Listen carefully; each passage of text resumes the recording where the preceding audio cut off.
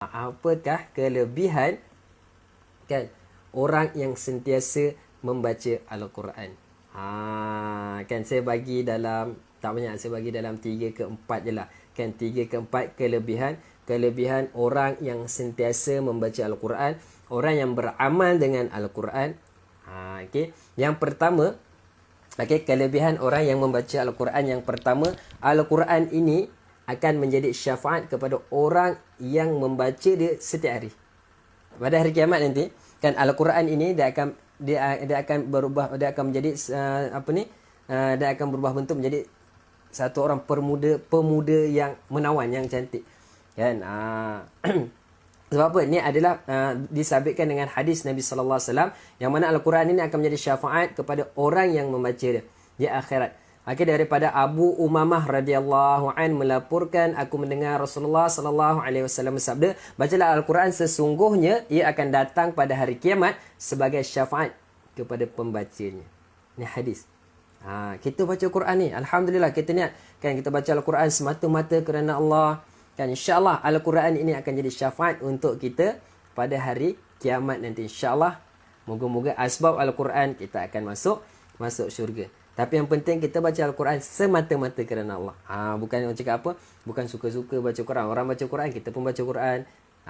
Kan, alah saja nak tunjuk ke orang yang kita ni baca Quran. Tak. Tapi kita baca semata-mata. Jadi niat kita baca Al-Quran semata-mata kerana Allah. Kan. Jadi alhamdulillah kita dah bersama-sama daripada yang kita kenal daripada COVID tahun lepas. Kan, sampai sekarang hari-hari kita baca, hari-hari satu muka. Kan, moga-moga ini menjadi syafaat untuk kita kelak di hadapan Allah SWT. Yang kedua, Al-Quran ini akan datang sebagai pembela kita di hadapan Allah SWT. Tadi jadi syafaat, kali ini dia jadi pembela pula. Yang mana syafaat Al-Quran ataupun pembelaan Al-Quran ini kan takkan ditolak oleh Allah SWT. Takkan ditolak oleh Allah SWT.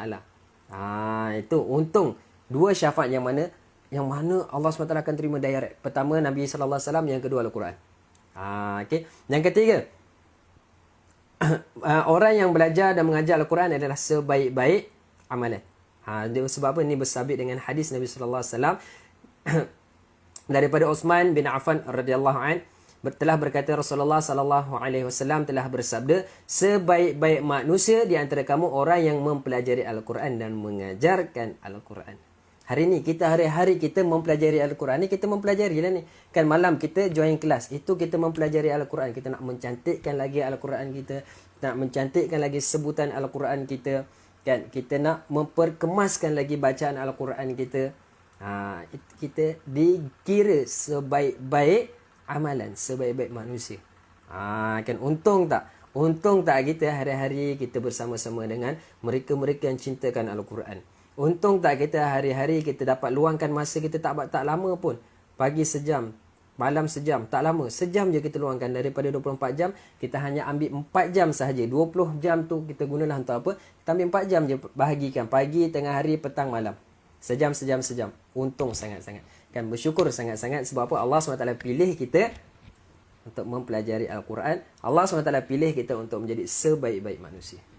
Yang keempat ini adalah yang paling best. Orang cakap apa? Yang paling kita nak dengar-dengar. Okay? 2 pahala bagi orang yang susah payah mempelajari Al-Quran.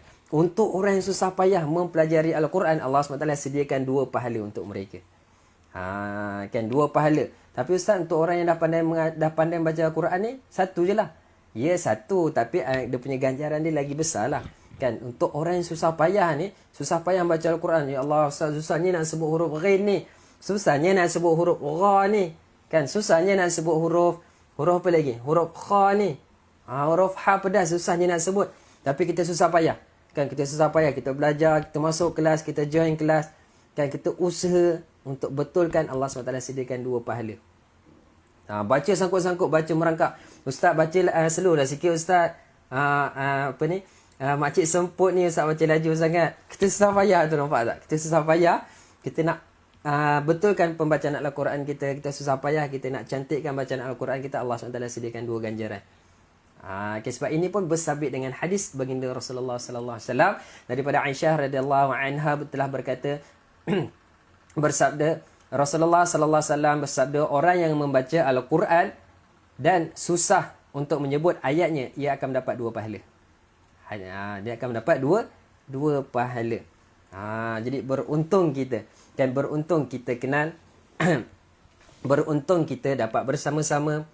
Beruntung kita Allah SWT pilih untuk bersama-sama dengan Al-Quran. Jadi Alhamdulillah. Jadi syukur pada Allah SWT. Moga-moga kita kekal istiqamah dengan Al-Quran sampai bila-bila. Moga-moga kita kekal istiqamah dengan Al-Quran sehingga akhir hayat kita, insyaAllah.